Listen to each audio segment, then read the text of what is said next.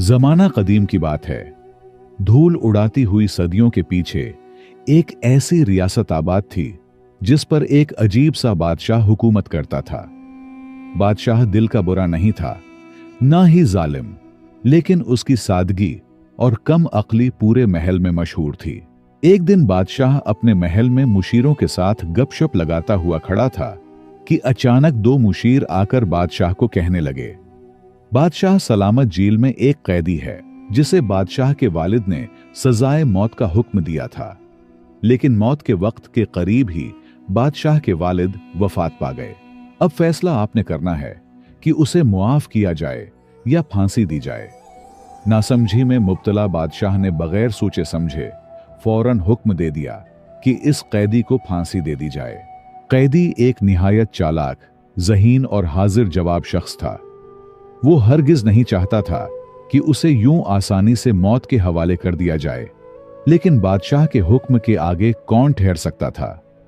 वक्त गुजरता गया और फांसी का दिन करीब आ पहुंचा। ऐलान होते ही पूरे दरबार और शहर में हलचल मच गई। जिस दिन सजा पर अमल होना था उसे एक वसीया वो अरीज मैदान में लाया गया, जहां वुज़रा, अमरा और खुद बादशाह शाही तख्त पर बैठा तमाशा देखने के लिए मौजूद था। फांसी का तख्ता तैयार था और रस्सी पहले ही लिटक रही थी। जब कैदी को फांसी के मकाम पर खड़ा किया गया और उसके गले में पंदा डाल दिया गया, तो बादशाह ने हुक्म दिया कि 2 घोड़े लाए जाएं, क्योंकि वो मखसूस तरीके से फांसी दिलवाता था। हुक्म की देर थी कि 2 मजबूत घोड़े मैदान में पेश कर दिए गए। फिर बादशाह ने ऐलान किया कि कैदी की आखिरी ख्वाहिश पूछी जाए, क्योंकि दुनिया का यही रिवाज है कि मरने वाले से आखिरी ख्वाहिश जरूर दरियाफ्त की जाती है। सारा मैदान खामोश हो गया। सबकी नजरें इस होशियार मुजरिम पर जम गईं कि आखिर वो अपनी आखिरी सांसों से पहले क्या कहेगा। वुज़रा ने कैदी के करीब आकर नरमी से कहा, बादशाह तुम्हारी आखिरी ख्वाहिश जानना चाहता है। जो चाहो मांगो, हम उसे पूरा करने की कोशिश करेंगे। वो शख्स जो देखने में तो आम सा था, मगर दिमाग व चालाकी में बहुतों से बढ़कर था, बड़े इत्मीनान से बोला, मेरी आखिरी ख्वाहिश और क्या हो सकती है। बस इतना कर दीजिए कि मुझे फांसी देने के लिए जो 2 घोड़े लाए गए हैं वो नस्ली होने चाहिए। ऐसा न हो कि एक बदनस्ल घोड़े के जरिए मुझे मौत के घाट उतारा जाए। ये बात सुनकर वुज़रा हैरान रह गए। उन्होंने फौरन बादशाह को यह अनोखी ख्वाहिश बताई। बादशाह, जो पहले ही अक्ल व समझ में कमजोर था, फौरन गुस्से में आ गया और लिलकार कर हुक्म दिया, जाओ, जहां से भी मिलें, मुझे अभी के अभी 2 नस्ली घोड़े लाकर दो। सिपाही और लोग हर तरफ दौड़ पड़े। गांव, अस्तबल और दूर दराज इलाकों में तलाश शुरू हो गई, मगर शाम ढलते ढलते भी ऐसे घोड़े न मिल सके। आखिरकार थक हार कर बादशाह ने ऐलान किया, फांसी कल तक मुलतवी की जाती है। कल सुबह तक हर हाल में 2 नस्ली घोड़े मुहैया किए जाएं। अगर कल तक घोड़े न मिले तो तमाम वज़रा अपने उहदों से हाथ धो बैठेंगे। ये ऐलान सुनते ही पूरे दरबार पर खामोशी छा गई और हर वजीर की जान हल्क में अटक गई। सब लोग मायूसी के साथ महल से चले गए, मगर बादशाह के मुशीरों ने हिम्मत न हारी। उन्होंने रातों रात दूसरे मुल्कों तक कासिद भेज दिए, उस्तबल छान मारे और आखिरकार गहरी रात के अंधेरे में 2 घोड़े बादशाह के सामने ला खड़े किए। बादशाह ने घोड़े देखकर खुशी से वजीरों को शाबाश दी, क्योंकि उसके लिए यह अना का मसला बन चुका था। अगर उसका हुक्म पूरा ना होता तो यह बादशाह की कमजोरी समझा जाता, जो वो बर्दाश्त नहीं कर सकता था। इसी रात कैद खाने में दूसरा कैदी करीब आया और इस होशियार शख्स से सरगोशी में पूछने लगा, भाई, आज तो 1 दिन की मोहलत मिल गई, मगर कल क्या होगा।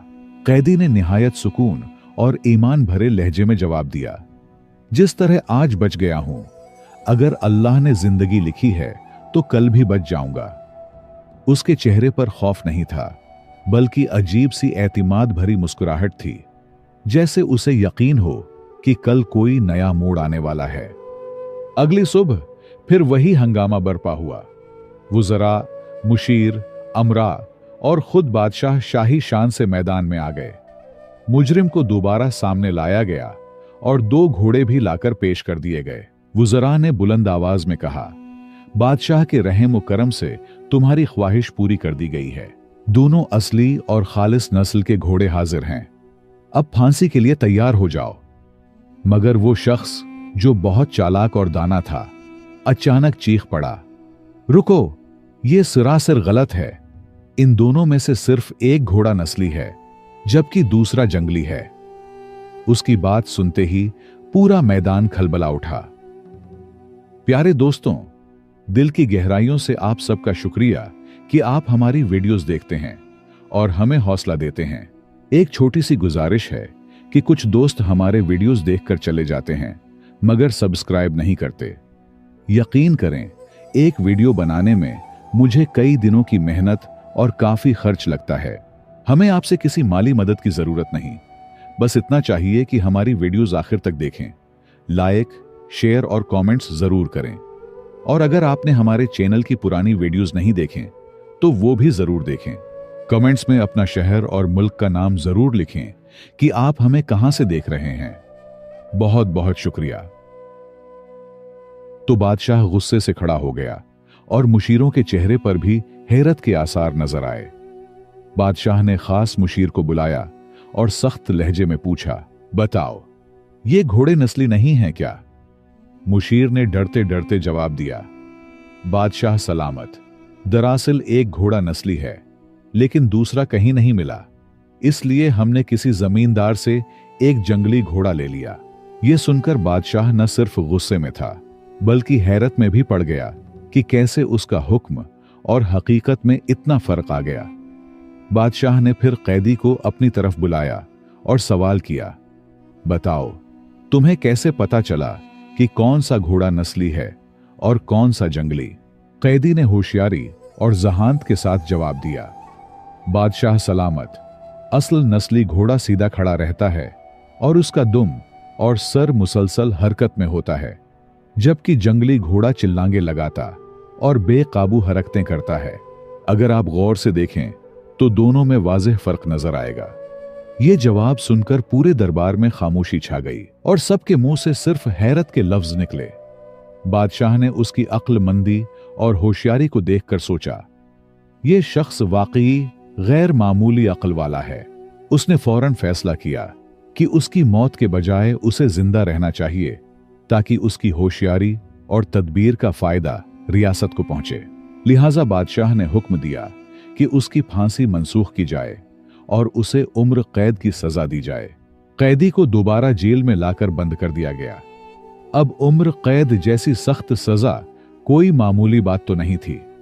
रात गहरी हुई तो दूसरा कैदी करीब आया और हैरत से बोला, भाई, तुम वाकई बड़े होशियार निकले, मगर अब बताओ कि इस उम्र कैद से कैसे बचोगे? ये तो पक्की कैद है, यहां तो रोज आधी रोटी के लिए लड़ना पड़ेगा। फांसी ही बेहतर थी, कम अज कम एक बार का दर्द होता। इस अक्लमंद कैदी ने पुरसुकून लहजे में जवाब दिया, मैंने कल भी कहा था कि जो अल्लाह चाहता है वही होता है। अगर अल्लाह चाहे तो ये उम्र कैद भी खत्म हो जाएगी। इंसान सोचता कुछ है मगर फैसला ऊपर वाले के हाथ में होता है। वक्त गुजरता गया। कुछ अरसे बाद बादशाह के महल में एक कीमती हार लाया गया जिसे बादशाह खरीदना चाहता था। यह हार चमकते हुए हीरे जवाहरात से भरा था। ताजिर का दावा था कि हार के तमाम हीरे असली और कुदरती हैं, मगर कुछ मुशीर बज़द थे कि हीरे नकली हैं। बादशाह पहले से ही समझबूझ में कमजोर था, इसीलिए शक में पड़ गया। हार उसे बहुत पसंद भी था, मगर असली और नकली की उलझन ने उसे फैसला करने से रोक दिया। इसी वक्त बादशाह को वही ज़हीन मुजरिम याद आ गया जिसने घोड़ों का फर्क फौरन बता दिया था। बादशाह ने फौरन हुक्म दिया कि कैदी को दरबार में हाजिर किया जाए।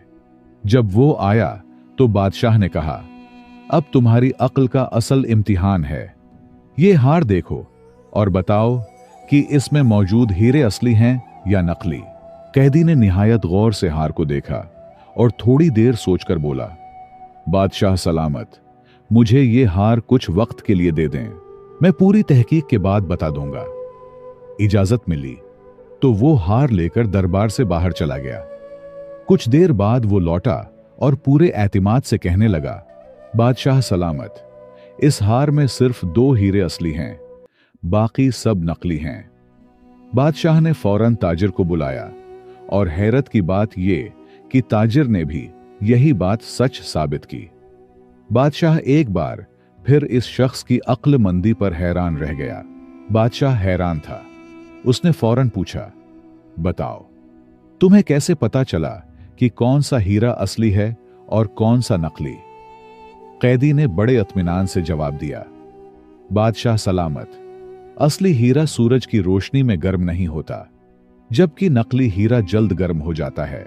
मैंने बस यही आजमाइश की और फौरन फर्क समझ आ गया। बादशाह इस जवाब से खुश हुआ और शाबाश देते हुए हुक्म दिया, उसे इनाम में 5 रोटियां दे दी जाएं। उसे लगा कि वो बड़ा इनाम दे रहा है, मगर जब कैदी को वापस जेल की तरफ ले जाया जा रहा था तो वो दिल में भरा तंज जब्त न कर सका। उसने गुस्से और हकारत से कहा, यह क्या है? इतनी बड़ी अक्लमंदी का सिला सिर्फ 5 रोटियां। ये नान भाई का बच्चा समझता क्या है खुद को? उसे जरा सा भी शर्म नहीं आई।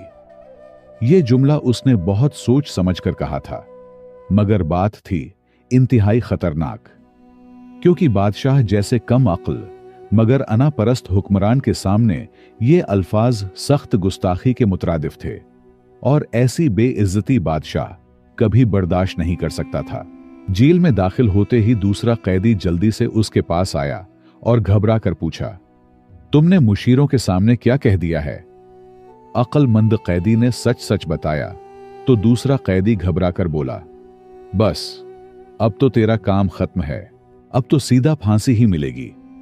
मगर वो अक्लमंद शख्स मुस्कुरा दिया और बोला, अक्ल वाले तो सब पर राज करते हैं और किस्मत वाले अक्ल वालों पर राज कर जाते हैं।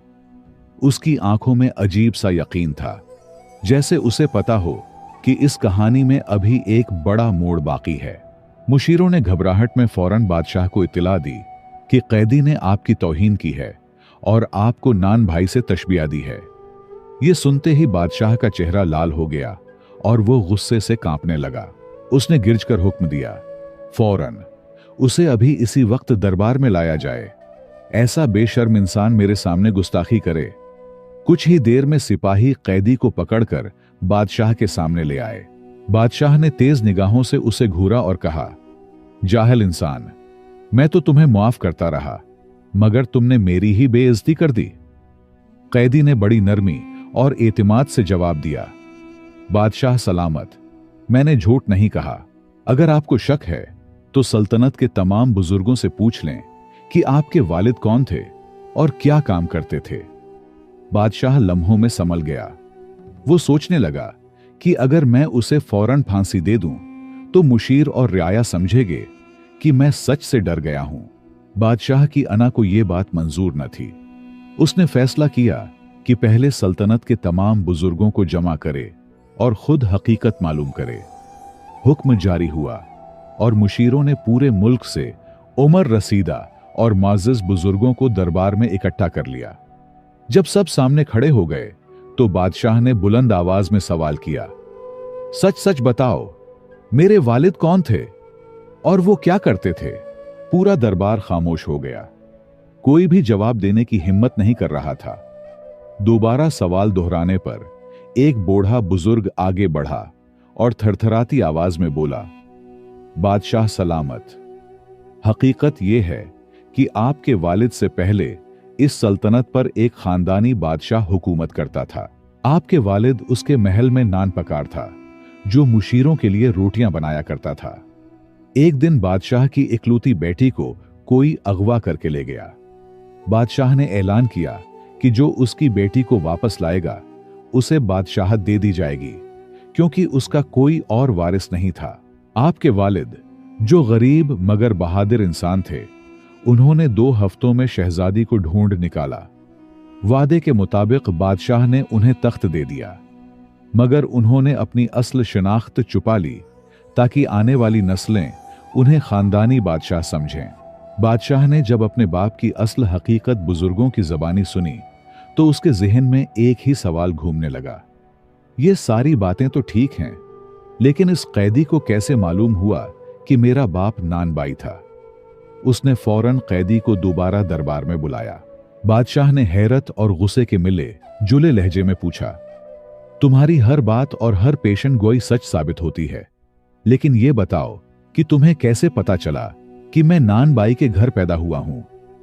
कैदी ने मुअद्दबाना अंदाज में जवाब दिया, बादशाह सलामत, अगर आप खानदानी और नस्ली बादशाह होते तो आपके दिल में इखलास होता, और अगर इखलास होता तो आप मेरी अक्ल, मेरी अमानतदारी और मेरी काबिलियत को समझकर मुझे कोई बड़ा ओहदा देते।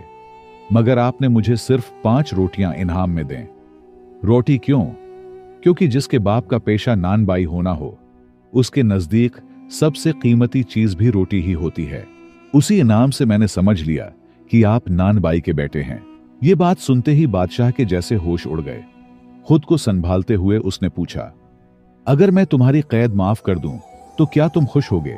कैदी ने धीमी मुस्कुराहट के साथ जवाब दिया, जरूर, लेकिन पहले यह जान लें कि मैं आखिर किस जुर्म में बंद हूं। आपने कभी यह पूछने की जहमत ही नहीं की कि मैं क्यों कैद हूं? बादशाह ने फौरन हुक्म के लहजे में पूछा, अच्छा ठीक है, बताओ तुम्हारा जुर्म क्या है? कैदी ने गहरी संजीदगी से कहा, बादशाह सलामत, पहले तमाम मुशीरों को बाहर भेज दें, वरना आपकी बेइज्जती हो जाएगी। बादशाह ने झंझलाकर कहा, जल्दी बोलो, मैं उन्हें क्यों बाहर भेजूं? बादशाह के तीवर देखकर कैदी ने सच बयान कर ही दिया। कैदी ने दर्द भरी आवाज में कहा, मैं कोई मुजरिम नहीं हूं, मैं उस खानदानी बादशाह की बेटी का बेटा हूं जिसके तख्त पर आज आप बैठे हैं। मेरा नाना वो शख्स था जिसने आपके बाप को बादशाहत सौंपी। वो अपने वादे का सच्चा था, लेकिन उसके दुनिया से जाते ही आपके बाप ने खौफ के मारे मेरी मां, मेरे बाप और मुझे कैद करवा दिया, सिर्फ इस डर से कि कहीं कल को हम विरासत का हक न मांग लें। बस इसी खौफ की सजा हम आज तक भुगत रहे हैं। कैदी ने आगे बताया, बादशाह सलामत, कैद खाने में ही मेरे मां बाप दोनों दम तोड़ गए। आपके बाप ने मुझे भी फांसी का हुक्म इसलिए दिया कि मेरी नस्ल हमेशा के लिए खत्म हो जाए और उसकी राह साफ हो जाए। हुक्म तो जारी हुआ, मगर जो अल्लाह चाहे वही होता है। वो खुद उससे पहले दुनिया से रुखसत हो गया। फिर आप तख्त पर आए और बगैर मेरे जुर्म पूछे वही फैसला आगे बढ़ा दिया। यह सुनकर बादशाह की आंखें नम हो गईं। उसने कैदी को गले लगाकर कहा, मैं तुम्हारी बेगुनाही पर शर्मिंदा हूं। आओ, आज से बादशाहत तुम्हारी है। ये तख्त संभालो। और यूं एक कैदी तख्ती शाही तक पहुंच गया। बुजुर्गों ने सच ही कहा है कि जब अल्लाह चाहे तो फकीर को बादशाह बनाने में देर नहीं लगती, और बादशाह को फकीर करने में भी एक लम्हा नहीं जाता। तो दोस्तों, ये कहानी थी अल्लाह की रिजा, नसीब के फैसलों और एक अक्लमंद इंसान की बसीरत की। आज भी अगर हम अपने माशरे को देखें तो हर शख्स खुद को अक्लमंद समझता है, कोई इख्तियार छोड़ना नहीं चाहता, और हर कोई ताकत, उहदे और लालच के पीछे भाग रहा है। लेकिन हकीकत यह है कि अगर कोई शख्स किसी मनसिब के लायक नहीं होता तो उसके लिए बेहतर यही है कि वो खुद पीछे हट जाए, वरना वो न सिर्फ खुद डूबता है बल्कि अपने घर, अपने लोगों और अपने मुल्क को भी नुकसान पहुंचाता है। ऐसे लोग कभी खुश नहीं रहते, क्योंकि जितना बड़ा ओहदा हो और जितनी कम अक्ल हो, इतना ही बोझ इंसान को अंदर से तोड़ देता है। इसलिए बेहतर है कि इंसान अपनी अक्ल, अपने इल्म और अपनी काबिलियत के मुताबिक ही जिम्मेदारी कबूल करे। यही असल दानाई की इलामत है। और दूसरी बात यह कि जब अल्लाह कुछ करना चाहे तो वो जानता है कौन कहां बैठने के लायक है। अगर आप तख्त के काबिल हैं तो कैद खाना भी आपको नहीं रोक सकता, और अगर आप लायक नहीं तो तख्त भी आपको इज्जत नहीं दे सकता। दोनों अल्लाह की तरफ से मिलते हैं।